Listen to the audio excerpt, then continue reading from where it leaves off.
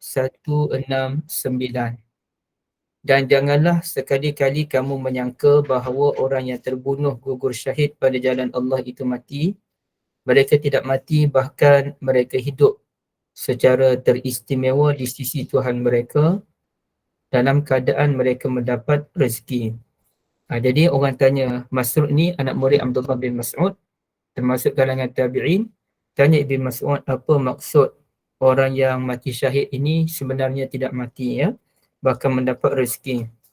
Lalu kata Abdullah bin Mas'ud, "Ama inna qad sa'alna an zalik." Sebenarnya kami pun pernah bertanya ke Rasulullah sallallahu alaihi wasallam tentang perkara ini.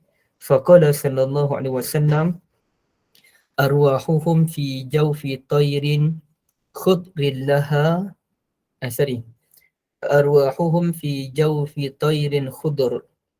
Sesungguhnya ruh para syuhada itu ada di dalam rongga burung hijau. Laha qanadil mu'allaqatun bil arash. Yang mana baginya burung hijau tu dia ada sarang-sarang ataupun pelita-pelita lah, kalau terjemah pelita-pelita, sarang-sarang yang tergantung di arash. Tasrahu minal jannati haitsu sya'at. Mereka bebas keluar dari syurga sebagaimana yang mereka mahu, ikut suka hati mereka je. Summa ta'wi ila tilkal qanadil. Kemudian mereka akan kembali menuju ke arah pelita-pelita tersebut. Fattala'a ilaihim rabbuhum ittila'atan. Kemudian Tuhan telah melihat mereka dengan jelas. Faqala ta'ala hal tashtahuna syai'an. Allah Ta'ala tanya kepada ruh orang yang mati syahid, adakah kamu inginkan sesuatu?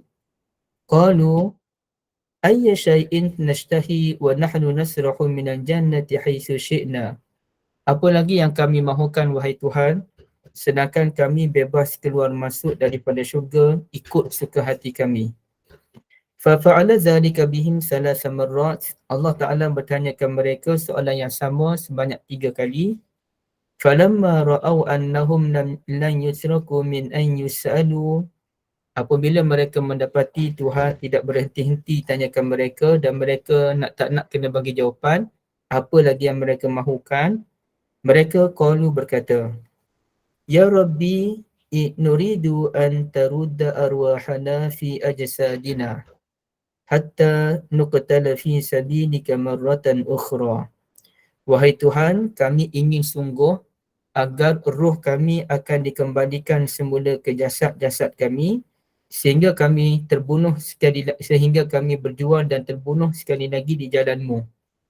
Baik. Falamma ra'a an laisa lahum hajatun turiku. Apabila Allah Ta'ala melihat bahawasanya mereka tidak ada hajat lagi, maka Allah Ta'ala tinggalkan mereka.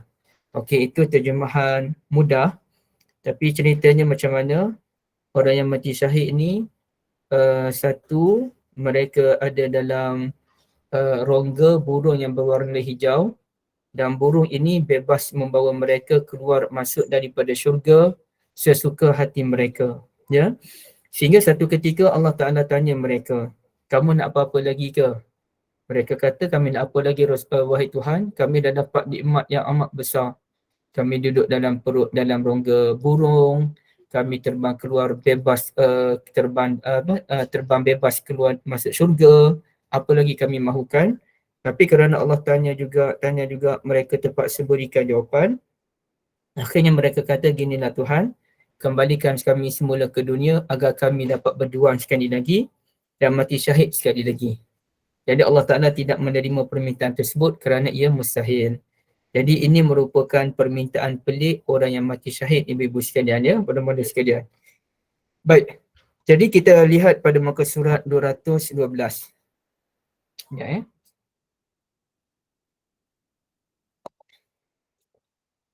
Dia sebenarnya, apabila kita meninggal dunia kelak, ibu-ibu yang dirahmati Allah, roh kita ni akan dicabut oleh beberapa orang malaikat. Bukan satu malaikat je.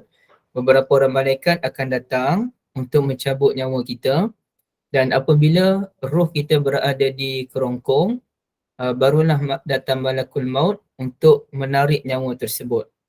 Baik. Dan apabila nyawa itu, roh itu ditarik, maka roh kita ni akan dibawa ke langit.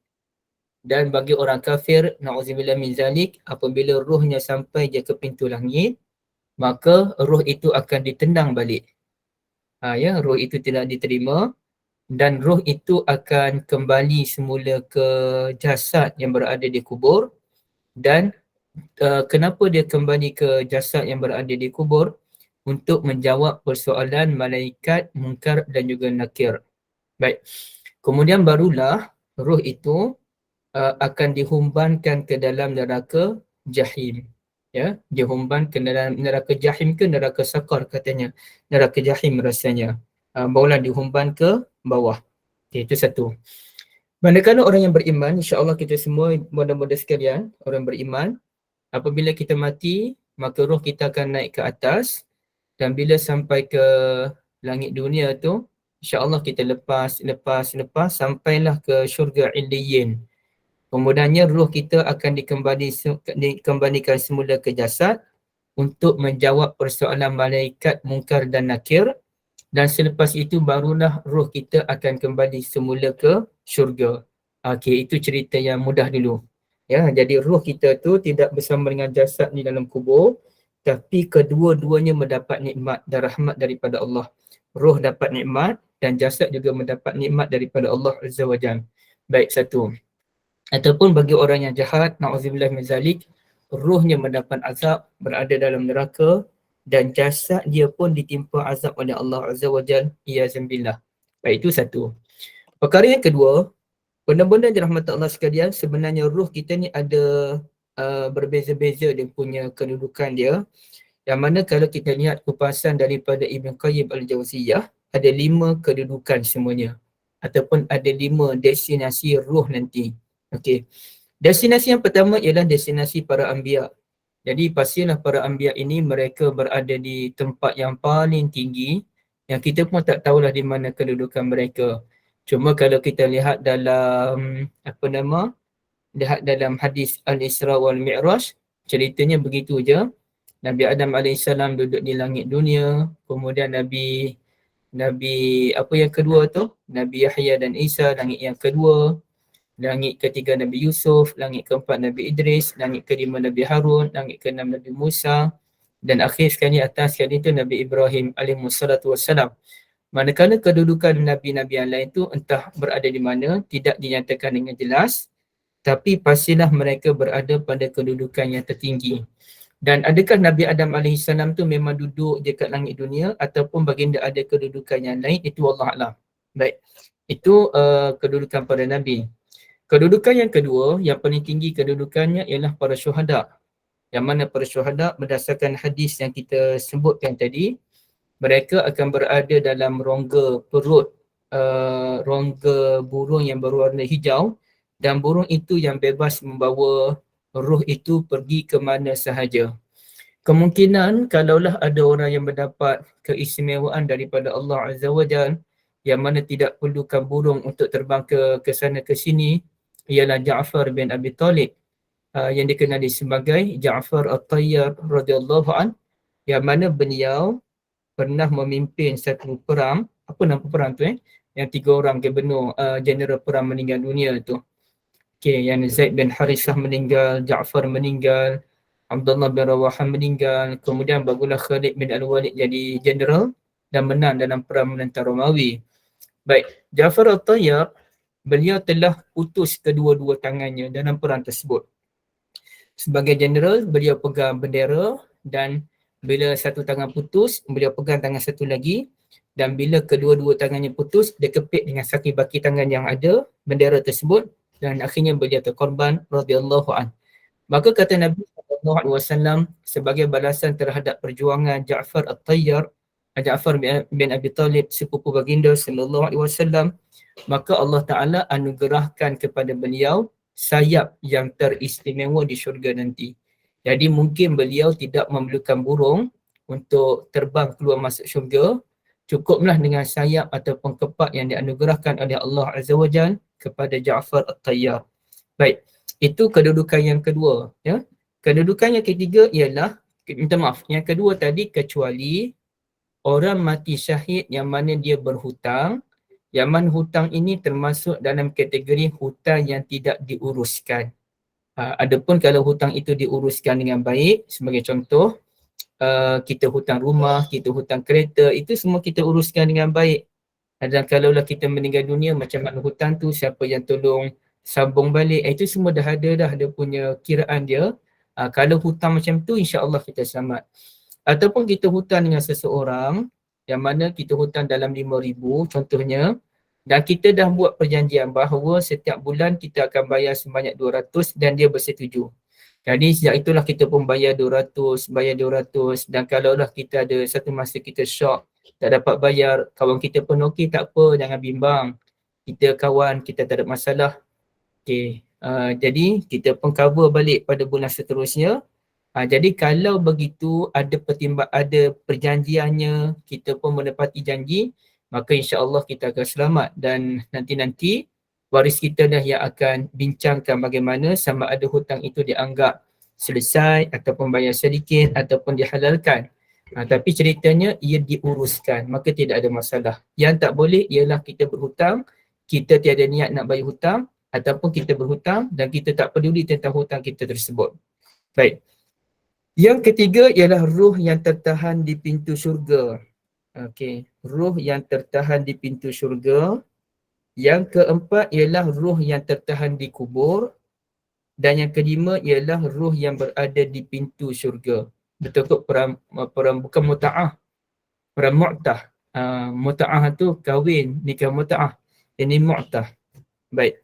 Ruh yang tertahan di pintu syurga lain, ruh yang berada di pintu syurga tu dia lain, dia punya levelnya. Tapi saya pun tak dapat gambarkan macam mana perbezaan antara ditahan di luar syurga dengan ditahan di pintu syurga. Wallahualam.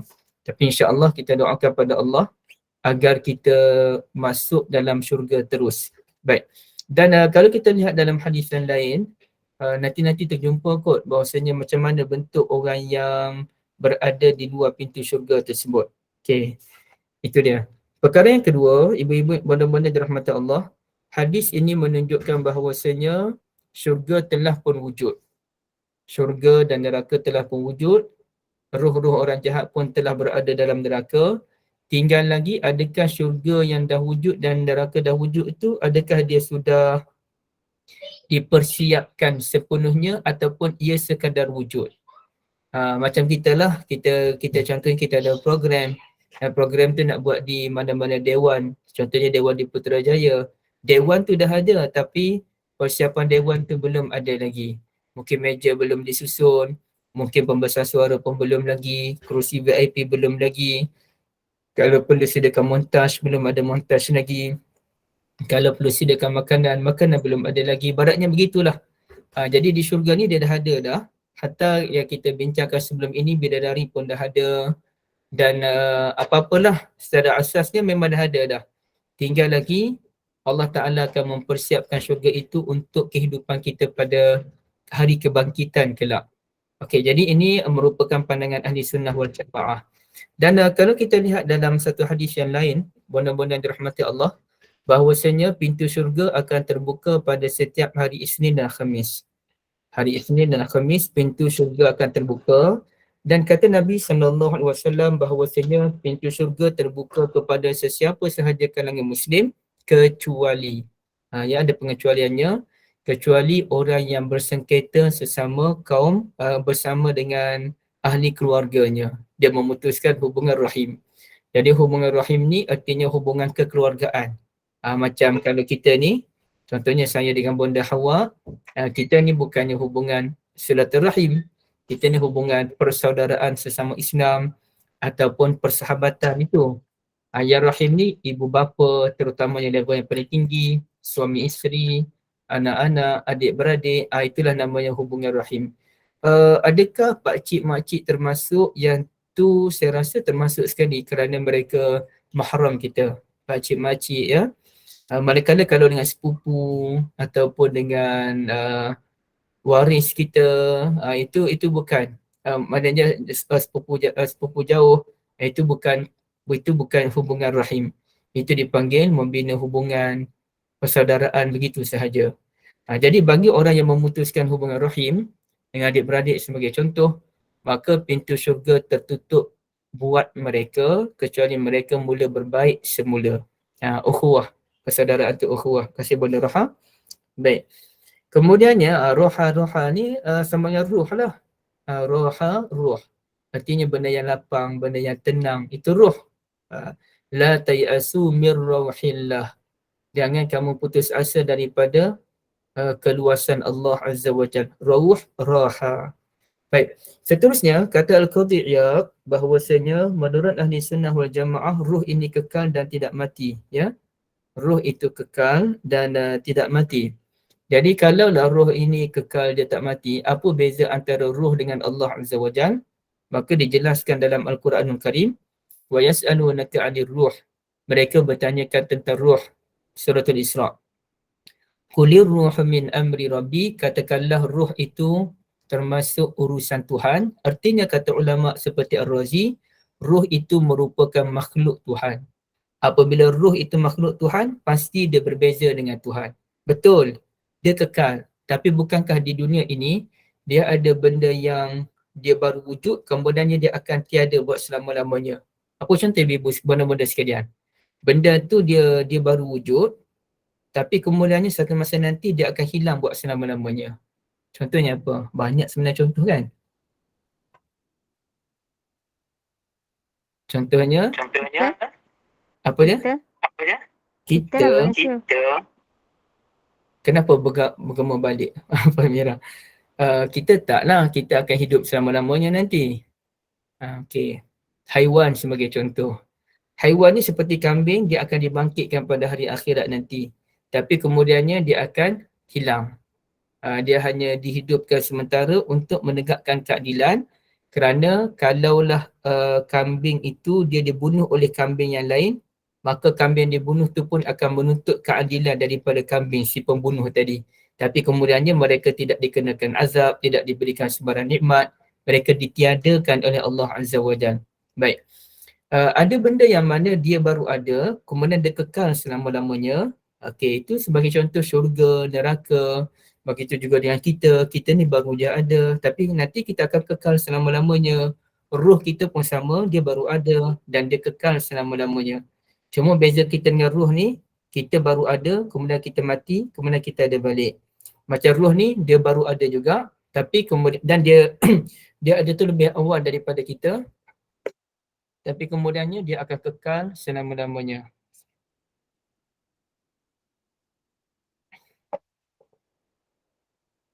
Okey, baik. Itu yang ketiga. Yang keempat,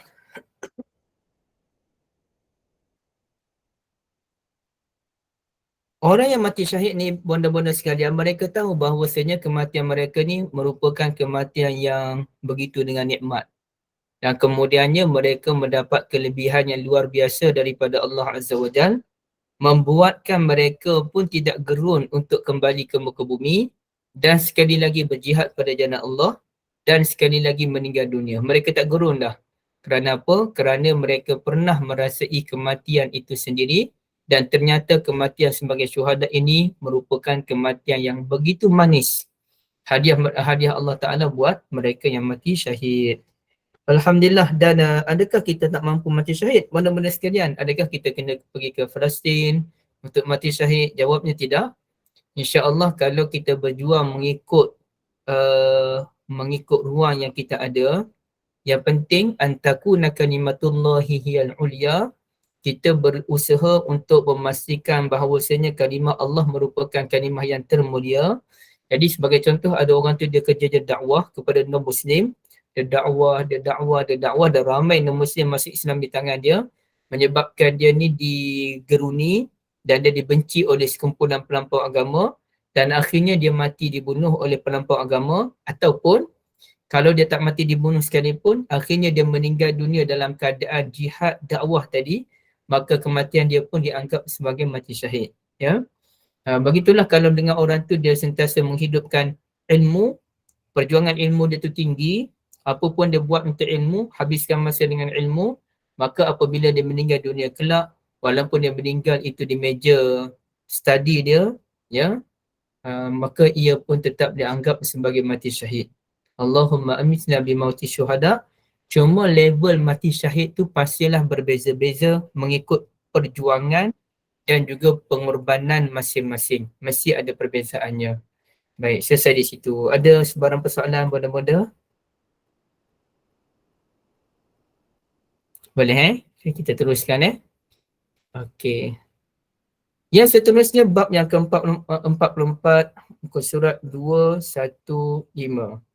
Mendapat keredaan daripada Allah Azza wa Jalla. Baik, hadis ini disampaikan oleh Abu Sa'id Al-Khudri radhiyallahu anhu. Ustaz, maaf Ustaz nak tanya. Oh, Puan Amira, silakan.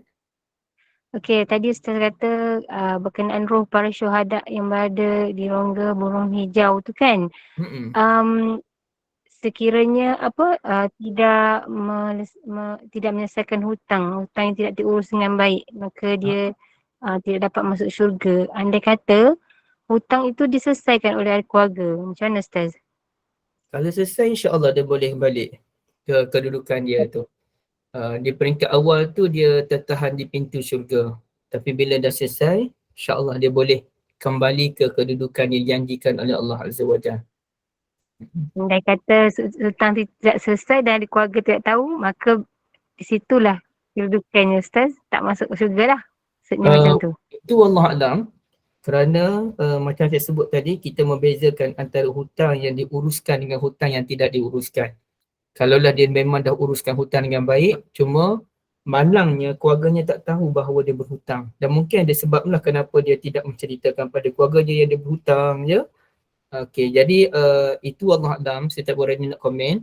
Tapi itulah yang pentingnya kita mengambil inisiatif untuk memaklumkan siapa yang ada hutang, tolong minta, ya.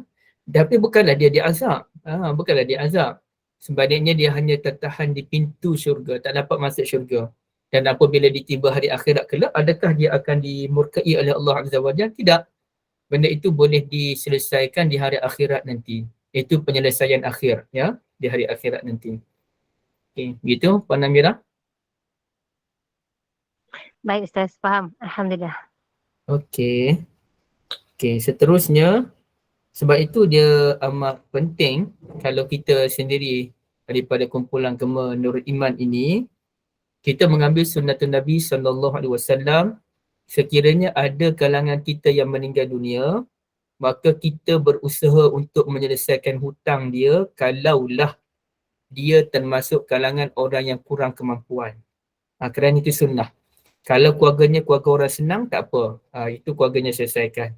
Tapi kalau ada kalangan kita ni, keluarganya pun bukan orang senang dan dia ada hutang yang agak banyak, maka kita berusaha untuk selesaikan hutang itu ataupun mengurangkan hutang tersebut. Kerana kalau ikut Nabi SAW, Nabi tak suka dengan orang berhutang, dan Nabi pun sebut, mana-mana kalangan sahabat saya yang meninggal dunia dan ada hutang, saya akan menanggung hutang dia. Saya akan menanggung hutang dia. Maknanya Nabi, sunnahnya Nabi nak tolong orang telah meninggal dunia, maka kita pun begitulah. Dan Bonda Roha pun sebut tadi, Al-Gharimin. Al-Gharimin ni ialah orang yang berhutang.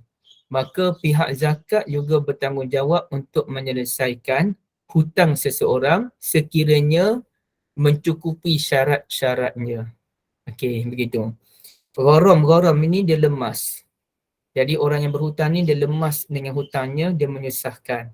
Sebab itu antara perkara yang selalu didoakan oleh Nabi kita SAW sebelum memberikan salam dalam tasyahud akhir, baginda akan berdoa, Allahumma inni a'udzubika minal ma'sami wal maghram. Ya Allah, aku berlindung kepadamu daripada dosa dan juga hutang piutang. Lalu ada sahabat Nabi radhiyallahu an ataupun isteri Nabi bertanya, wahai Rasulullah sallallahu alaihi wasallam, kenapa Rasulullah begitu banyak berdoa agar jauh daripada hutang? Kata Nabi, kerana orang yang berhutang ini apabila dia berbicara, dia banyak menipu. Contohnya macam mana, tak apa, nanti bulan depan saya bayarlah. Tengok bulan depan tak dapat bayar lagi. tahun depan lah tak bayar-bayar lagi. Jadi macam-macam lah, dia akan jadi menipu. Okey, sebab itu kena bayar hutang. Dan sebenarnya kalaulah orang yang berhutang dia menyedari bahawasanya bila dia bayar hutang, maka Allah Ta'ala akan mudahkan hidup dia, pasti dia akan berusaha untuk bayar hutang. Tapi kadang-kadang orang yang berhutang ni bila dia dapat rezeki lebih 2,000, 3,000, ada duit lebihan pada bulan tu, dia sayang nak bayar hutang dia. Padahal kalau dia bayar hutang, lagi barakah hidup dia. Lama kelamaan dia makin bertambah, maka berlakulah konsep gali kambus. Nak tutup hutang ni berhutang dengan orang lain, nak tutup hutang ni berhutang pula dengan orang lain. Jadi rantaian hutang yang begitu banyak pula. Dan sekali kerana terdesak kita menipu, atau kalau tak menipu pun kita jumpa dengan alung. Itulah yang berlaku. Na'udzubillah min zalik. Baik.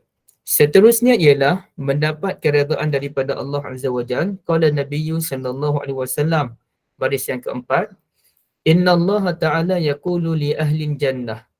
Allah Ta'ala bertanya kepada penghuni syurga. Memanggil penghuni syurga. Ya ahlan jannah. Wahai penghuni syurga. Fayaqulun, maka insya-Allah kita menjawab, labbaika rabbana wa sa'daik wal khairu fi yadaik. Kami menyahut panggilanmu wahai Tuhan kami.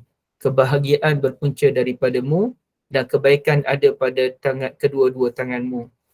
Fayaqulu ta'ala hal raditum. Allah Ta'ala pun bertanya, adakah kamu redha ataupun adakah kamu puas? Fayaqulun, kita pun menjawab, wa ma lana la narda ya Rabb. Wa qad a'taytana ma lam tu'ti ahadan min khalqik. Apa lagi yang kami tak puas wahai Tuhan? Engkau telah kurniakan kepada kami sesuatu yang engkau tidak berikan kepada sesiapa pun sebelum kami. Yang engkau tidak berikan kepada sesiapa pun. Fayaqulu azza wa jal, ala u'tikum afdala min zalik? Nak ke kalau aku berikan benda yang lebih besar daripada segala nikmat yang kamu dapat ni, berupa makanan, berupa pakaian, berupa tempat tinggal, tempat yang terindah, tempat pelancongan, berupa dapat berkumpul dengan anak beranak semula di syurga. Nak tak kalau aku bagi lebih daripada segala-galanya ini? Fayaqulun, kita pun menjawab, ya Rabbi, wa ayyu syai'in afdalu min zalik? Apakah benda yang lebih besar daripada segala-galanya ini? Fayaqulu ta'ala, uhilla alaikum ridwani fala askhatu alaikum ba'dahu abadan. Hari ini aku halalkan kepadamu keredaanku, maka aku tidak akan murkakan kamu buat selama-lamanya. Jadi ini merupakan nikmat yang paling besar, iaitu Allah Ta'ala redha kepada kita dan Allah Ta'ala tidak akan murka kepada kita buat selama-lamanya. Dan ini bertepatan dengan beberapa firman Allah Azza wa Jalla, antaranya dalam suratul Bayyinah ayat kedua terakhir, dua ayat yang terakhir, innal ladzina amanu wa 'amilus salihati lahum jannatun tajri min tahtiha al-anhar zalika macam mana? Ulaika hum khairul bariyah. Jazaohum 'inda rabbihim jannatu 'adnin tajri min tahtiha al-anhar khalidina fiha abada radhiyallahu anhum wa radu an. Dzalika liman khasyiya rabbah radhiyallahu anhum. Allah redha kepada mereka, Allah puas hati pada mereka, wa radu'an, dan mereka juga redha puas hati dengan Allah Azza wa Jalla. Dan kalau itu dalam suratul Bayyinah, bagaimana pula kalau kita perhatikan dalam surah Al-Fajr, yang mana ibu-ibu semua, bonda-bonda semua hafal, iaitu ayat apa? Ya ayyatuhan nafsul mutmainnah, wahai pemilik jiwa yang tenang, irji'i ila rabbiki radiyatan mardiyah. Kembalilah kepada Tuhanmu dalam keadaan engkau redha dan engkau juga diredai olehnya. Fadkhuli fi ibadi. Masuklah dalam kelompok hamba-hambaku yang saleh. Wadkhuli jannati, dan persilakan masuklah ke dalam syurga. Jadi ini menunjukkan redha Allah Azza wa Jalla yang begitu luar biasa. Benda-benda yang saya kasihi, penjelasannya pada muka surat 217, keredaan Allah Ta'ala merupakan perkara yang paling besar. Hal ini ada dijelaskan oleh Allah Azza wa Jalla dalam surah Taubah ayat 72. Wa ridwanum minallahi akbar. Pada mulanya Allah sebut wa'adallahu al-mu'minina wal mu'minati jannatin tajri min tahtiha al-anharu khalidina fiha. Allah Ta'ala telah menjanjikan kepada orang beriman lelaki dan juga wanita syurga yang mengalir di bawahnya sungai-sungai. Mereka kekal dalam syurga tersebut. Wa masakina tayyibatan fi jannati adn, dan juga mereka berada di tempat-tempat kediaman yang tenang, yang baik dalam syurga Aden. Wa ridwanum minallahi akbar, keredaan Allah itulah yang paling besar. Dzalika huwal fawzul azim, demikianlah keuntungan yang agung. Jadi di situ bodoh-bodoh yang kasihi, wa ridwanum minallahi akbar, keredaan Allah Ta'ala itulah yang teragung. Dan sekejap ya.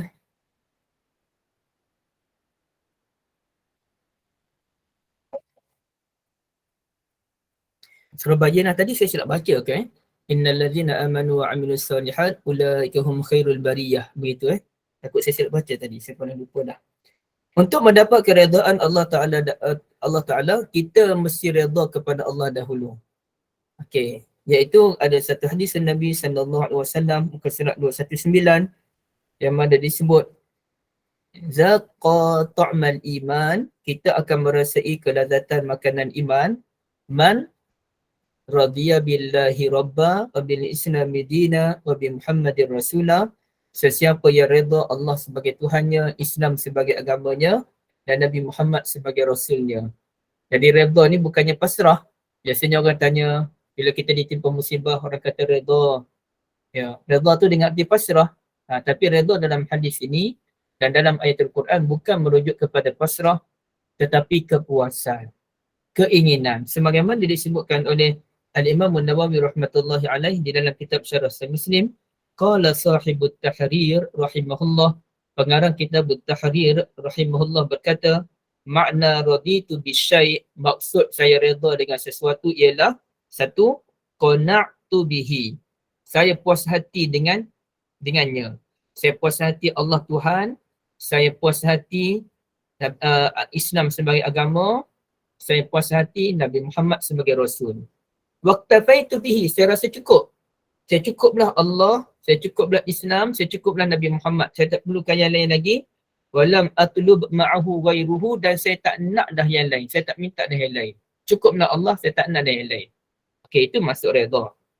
Yang ketiga, benda-benda yang dirahmati Allah, kita selain daripada kita digalakkan untuk membaca raditu billahi rabba. Sekejapnya hujan, saya nak tutup pintu.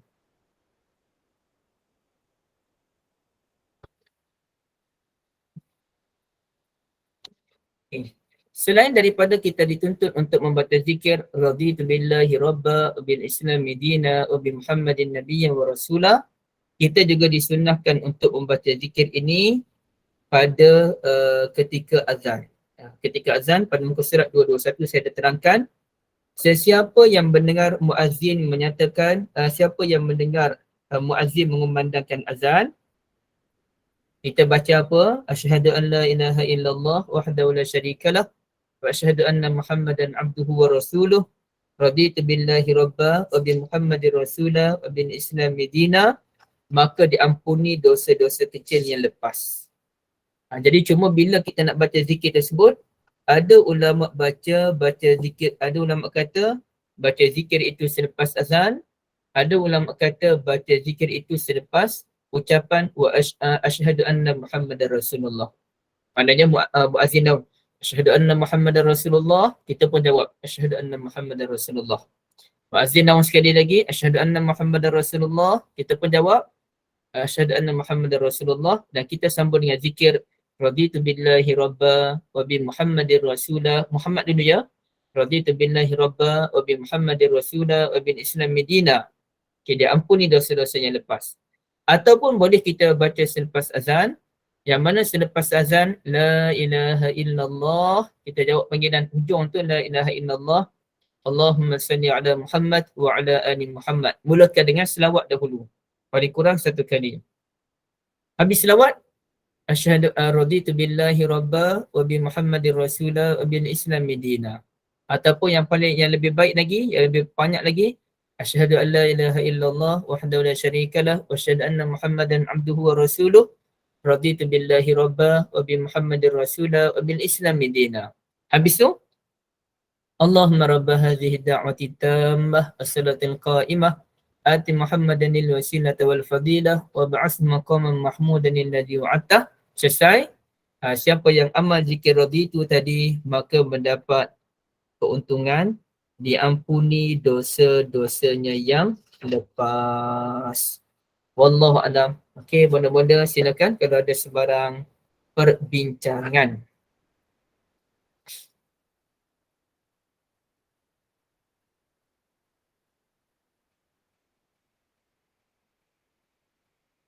Assalamualaikum Ustaz. Waalaikumsalam bonda Zakia.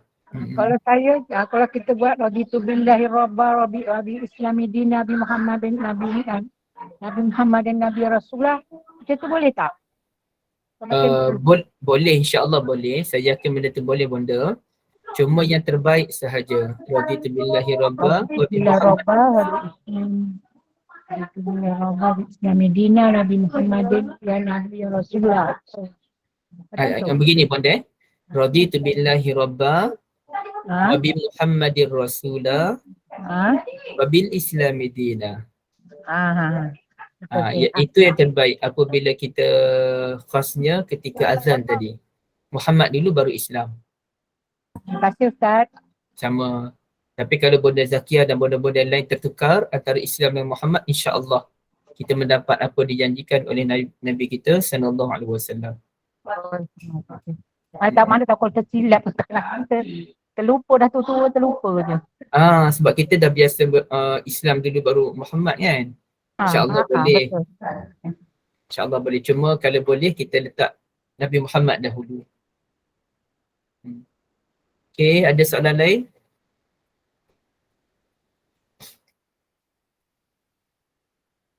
$90 orang betul Allah peminat ilmu. Mana Norizan? Ustaz, saya nak tanya, kan selalu kita bacaan selawat selepas azan. Kalau kita dengar dalam radio IT mana, dalam radio lain tak ada dulu. Macam mana bonda semula? Bacaan selawat selepas azan tu kita baca la ilaha illallah, kita baca selawat Nabi kan dulu. Tapi yang ada ustaz kata lebih baik kita baca selawat Ibrahimiyah. Lepas tu baru kita baca doa wasilah. Bonda, saya tak berapa jelas yang suara bonda, tapi dapat tangkap berkenaan selawat lepas azan tu. Dia sebenarnya bonda, kita nak baca selawat apa pun boleh. Sama ada kita nak baca yang ringkas, Allahumma salli ala Muhammad wa ala ali Muhammad, ataupun kita nak baca yang panjang, iaitu selawat Ibrahimiyah pun boleh. Dan yang pentingnya kita berselawat. Selawat kepada Nabi SAW selepas azan ia dianggap sebagai sunnah. Dan kata lagi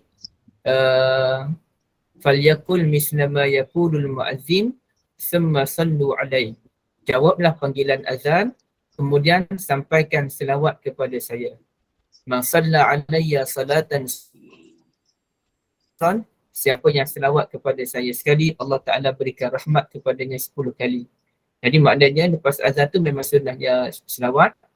Yang terbaik ya selawat Ibrahimiyah.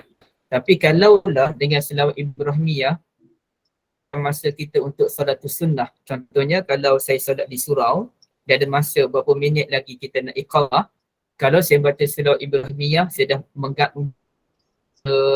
untuk salatus sunnah, sedangkan nanti nak iqamah, maka lebih baik saya baca selawat pendek, kemudian baca doa Allah rabbah da'wati tammah, kemudiannya salatus sunnah. Tapi kalau masa panjang lagi, maka boleh baca selawat Ibrahimiyah, insya-Allah. Okay. Maaf bonda Norizan kalau saya silap faham. Betul? Bonda cakap ada soalan lain? radio tak ada. Bonda tadi cakap dalam radio ada, dia cakap selawat tu dekat radio apa? Radio itu je yang ada. Radio. Dalam radio ada selawat tu. Lepas azan. Tak ada. Lepas azan.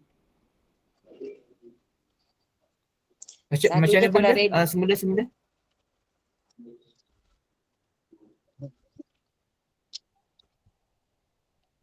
siapa Selalunya tadi? dalam radio,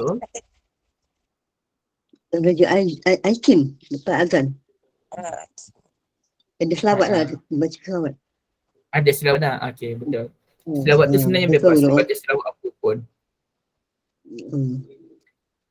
Maafnya mungkin Betul sebab lah. saya hujan di sini, jadi dia tak berapa jelas. Saya minta maaf. Okey. Baca selawat Mana tu, Rizan ada nak tanya? sila bonda. Silakan Bonda Norizan. Tak ada dah, tak tanya dah. Ya tadi. Dah tadi. Saya tak tanya dah habis. Okey. Okey, yang lain ada? Tak ada Okey. Macam mana bonda? Kita nak terus baca hadis ke ataupun kita boleh berhenti dulu di sini dan saya buat penutup? Kita baca hadis lah dulu sebab masa pun ada lagi Ustaz. Okey, tapi saya tak ada lama ya bonda. Saya nak pergi kerja kuliah maghrib. Oh, Saya ada kuliah maghrib dan takut jam jalan. oh. Jadi sekarang ni kalau kita sambung, bab panjang ke Ustaz? Kalau panjang tak payah. Okey, saya cari bab yang pendek Saya cari bab yang pendek. Sebenarnya bab-bab yang dekat sini pun taklah panjang sangat ya. Okey, kita tengok. Tak, kita ni ambil yang start hujung-hujung kan. Kita tak baca dari awal. Kita tak baca dari setiap muka lah. kita petik-petik je kan. Okey. Tapi bab 1 2 3 kita dah baca. Bab 1 2 3. Okey, sekarang ni kita cuba lihat bab yang mana yang pendek-pendek sikit. Ini Pantora. Makanan pertama. Okey, kita tengok ni dah. Muka bab 8, muka surat 38. Okey, secara ringkas kita tengok ya. Bab 8, muka surat 38.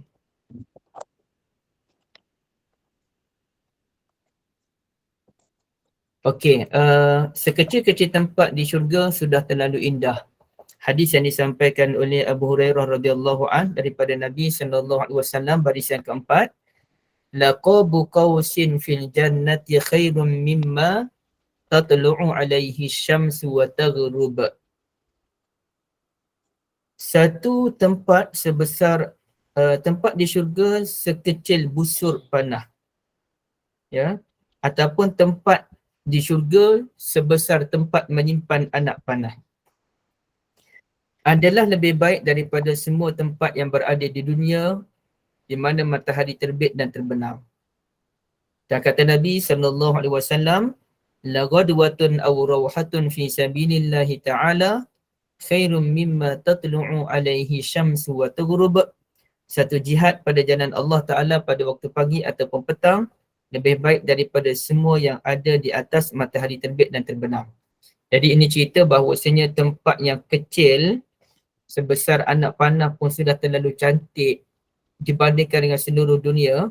Dan kemudian Nabi kata untuk mendapat syurga tu kita kena ada jihadnya, ada perjuangannya, bukannya sekadar berdoa kepada Allah Azza wa Jalla. Jadi benda-benda yang dirahmati Allah sekalian, kita bayangkanlah kita duduk di Malaysia ni pun ada dah beberapa tempat yang cantik kan. Saya hari tu saya bercuti di Sekincan dan saya memang tak pernah pergi ke area Sekincan sebenarnya. Dan kami pergi ke Sky Mirror. Jadi kita naik boat, mungkin sebahagian bonda-bonda dah pernah pergi ke sana. Kita naik boat sampai dah dibayangkan dengan lautannya. Tiba-tiba je sampai satu tempat yang macam pulau tapi dia bukan pulau.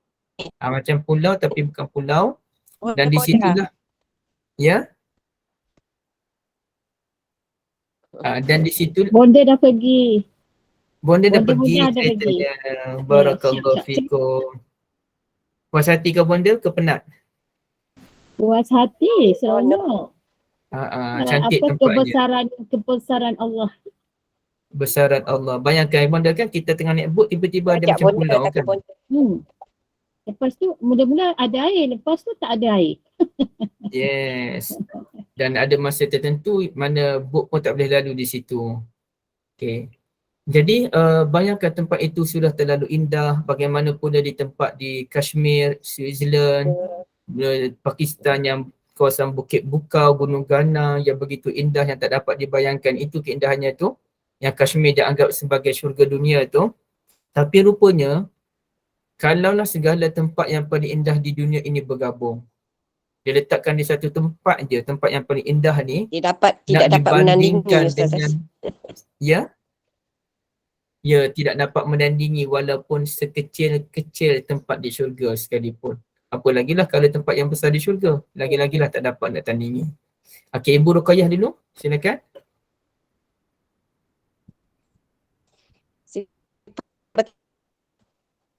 Ibu Ruqayyah ada apa-apa nak cakap? Wah, tak ada. puan apa ni? Okey, mungkin tertekan kot. Tak apa, tertekan kot. Jadi menunjukkan ini merupakan kempen Nabi SAW supaya kita bersungguh untuk mengejar syurga tu dan jangan terlalu terkeliur, jangan terlalu teruja dengan keindahan dunia sehingga kita melupakan syurga itu sendiri. Saya masih ingat satu cerita yang menjadi tauladan kepada kita muda-muda sekalian. Seorang raja telah mengupah sekian ramai pakar dalam binaan untuk membina istana yang paling cantik dengan kos yang pastinya sangat mahal. Jadi bila buat istana yang paling cantik tu, raja tu pun jemputlah rakyat jelata datang ke istana dan raja tu pun kata, okey, rakyat jelata sekalian, cuba tengok istana ni, ada tak sebarang kekurangan. Maka semua orang puji, hebat, tak boleh ditandingi lagi, ya. Tapi tiba-tiba ada seorang tu dia kata, istana ni memang hebat tuanku, tapi ada dua sisi kelemahannya. Wah, ada dua pula sisi kelemahan. Apakah kelemahan tempat istana yang besar tu, yang indah tu? Kelemahannya terletak pada dua, iaitu satunya, istana ini malangnya tuanku tidak boleh bertahan selama-lamanya. Dia ada had dia. Satu masa nanti dia akan roboh. Okey. Yang kedua, penghuni istana ini satu masa nanti pun akan meninggal dunia, dia tidak akan kekal lama dalam istana ini. Di situlah raja itu pun mula terduduk, rupa-rupanya seindah-indah tempat yang dibina pun tak boleh bertahan lama. Dan kita pun masih ingat bagaimana peristiwa kapal yang besar, Titanic, yang mana pencipta kapal tersebut begitu berlagak menyatakan kapal ini tidak akan rosak walau apa pun yang berlaku, tiba-tiba terus ditimpa satu ujian yang besar daripada Allah Azza wa Jalla. Kapal yang gah itu pun tenggelam.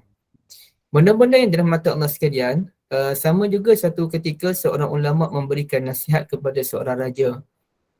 Dan nasihat ulama ini begini, tuanku, bayangkan tuanku tuanku pergi ke padang pasir bersama dengan pengawal-pengawal, kemudiannya tuanku terpisah dengan pengawal-pengawal tuanku ini, tinggal tuanku berseorangan dan tuanku masa tu makanan tak ada, minuman pun tak ada, dahaga tu tak boleh diceritakan, tunggu masa nak mati je. Tiba-tiba datang seseorang membawa minuman tuanku. Dan orang tu kata, okey, saya boleh berikan minuman ini kepada tuanku dengan syarat. Tuanku kena bahagi separuh kerajaan tuanku kepada saya. Okey, maka ulama tu tanya, tuanku, kalau tuanku berada di tempat itu, adakah tuanku sanggup berkongsi separuh istana kepada orang yang ada air tadi? Jawab tuanku tadi, ya, saya sanggup. Ya, daripada mati lebih baik bagi kerajaan tu kepada pemilik air tadi. Okey. Tapi tiba-tiba bila tuanku dah minum air sikit dan tuanku nak minum lagi air sebab tak cukup, maka dia kata, boleh, saya boleh bagi lagi segelas air pada tuanku, tapi dengan syarat tuanku kena serahkan separuh lagi. Tuanku kena separuh lagi, bagi separuh lagi kerajaan kepada saya. Maka di situlah raja tu pun, ulama tu tanya, tuanku sanggup tak bagi separuh lagi kerajaan kepada orang tadi, semata-mata segelas lagi air? Maka tuanku tu kata, ya, saya sanggup bagi separuh lagi, saya sanggup bagi separuh kerajaan untuk mendapat segelas air, lagi. Sorry. Maknanya dia bagi separuh, mula-mula bagi separuh gelas dia, dapat separuh kerajaan. Kemudian dia tahu kalau tuanku nak separuh lagi, tuanku kena serahkan separuh lagi kerajaan tuanku Dia kata saya sanggup serahkan separuh kerajaan untuk mendapatkan separuh lagi gelas air. Tuanku, kata ulama tersebut, kerajaan besar yang tuanku bina selama ini, yang begitu mewah, yang begitu megah, rupanya hanya berharga segelas air. Di situlah raja tersebut pun mula muhasabah, menangis, mengenangkan tidak ada apa-apa pun. Ini hanyalah kebanggaan sementara, yang mana kebanggaan itu, kekayaan, kemewahan, kehidupan yang senang, kalau kita fikir berapa lama je kita boleh nikmati. Dan kalau Allah Ta'ala tarik sedikit je, contohnya Allah tarik sedikit, nikmat tidak boleh membuang air kecil. Penderitaannya Allah Ta'ala saja yang tahu. Apabila Allah Ta'ala tarik sikit je nikmat, sakit gigi, berlubang gigi, Allah Akbar, tak boleh nak tidur kerana berlubang gigi. Allah Ta'ala bagi sikit je ujian, kena sakit gout. Sakit gout ini Allah Ta'ala saja yang tahu. Saya tak pernah rasa, tapi saya dengar cerita orang, na'udzubillah min zalik, nak pergi ke bilik air yang dekat, yang biasanya pergi dalam beberapa saat tu pun, ambil masa dalam sampai setengah jam baru nak sampai bilik air. Kerana kaki itu bagaikan terkena pisau. Jadi begitu. Allah bagi sikit je ujian, itu pun sudah menderita. Macam saya sekarang ni, telinga dah mula nak bengkak, merah-merah telinga. Ada beza kalau ibu-ibu tengok telinga kanan yang kiri ni, merah, sakit. Itu pun kita rasa menderita. Padahal sikit je, memang tak sakit sangat pun, dia sikit je. Pun kita rasa menderita. Jadi kenapa kita nak terlalu bermegah dengan dunia ini, sedangkan ia kehidupan yang sementara. Dan saya sendiri pun yang dah nak umur 40 ni pun fikir balik, saya tak ada masa yang lama dah, 20 tahun lebih secara adat. Secara adat sahaja, saya ada 20 tahun lebih lagi, kemudian saya akan pergi. Kalau Allah Ta'ala takdirkan pendek, kita kena redha, tapi persediaan perlu dibuat. Allah, boleh saya rasa saya berhenti di sini. Saya minta izin dulu. Okey, kita tutuplah Ustaz Ya, boleh. Hari ini kita belajar salah satunya mengenai dengan keredaan Allah Ta'ala merupakan nikmat yang teragung. Keredaan Allah Ta'ala itu adalah punca kepada segala kebahagiaan. Untuk mendapat keredaan Allah Ta'ala, kita mestilah reda kepada Allah Ta'ala terlebih dahulu. Alhamdulillah, jazakumullahu khairan kasiran jaza kepada Al-Fadil Ustaz Zulkhairi bin Muhammad Nur, tim AJK Gema Nur Iman dan para jemaah pencinta ilmu kerana telah mengimarahkan Taman Syurga Gema Nur Iman pada petang ini. Segala kekurangan dan ketidaksempurnaan sepanjang kuliah berlangsung, kami memohon jutaan kemaafan. Dan sebagai berlabuhnya kuliah petang ini, izinkan saya untuk mewawarkan kuliah pada waktu maghrib ini, iaitu kita ada tahsin Al-Quran dengan Ustaz Umar Abdullah. Sekali lagi dengan ucapan setinggi terima kasih, saya mempersilakan Al-Fadhil Ustaz untuk menutup majlis dengan tasbih kafarah dan surah Al-Asr. Saya sudahi dengan wabillahi taufiq wal hidayah. Wassalamualaikum warahmatullahi wabarakatuh. Waalaikumsalam warahmatullahi wabarakatuh. Bismillahirrahmanirrahim. Wal 'asri innal insana lafi khusrin illa allazina amanu wa 'amilus solihat wa tawassaw bil haqqi wa tawassaw bis sabr. Subhanakallahumma bihamdika asyhadu an la ilaha illa anta astaghfiruka wa atubu ilaik. Alhamdulillah. Terima kasih Ustaz. Terima kasih Ustaz. Terima kasih admin. Assalamualaikum warahmatullahi wabarakatuh.